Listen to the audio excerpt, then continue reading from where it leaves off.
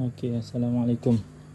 Okey, petang ni kita buat aktiviti di ladang kelulut. Kita nak pasang netting di sarang-sarang kelulut. Kita tengok tu. Okey, sekarang kita berada di ladang sebelah rumah. Ladang kelulut. Okey, jom. Petang ni cuaca agak mendung.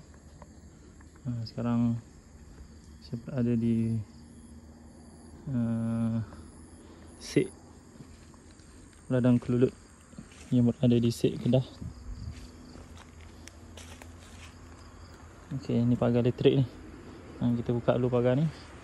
Sekarang kita nak pasang kain netting ni dekat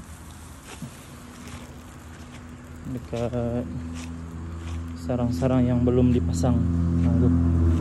Ni yang dah pasang. Okey. Ni yang belum dipasang sarang belum dipasang netting. Okey, kita akan pasang. Okey, nanti saya tunjuk hasil setelah dipasang.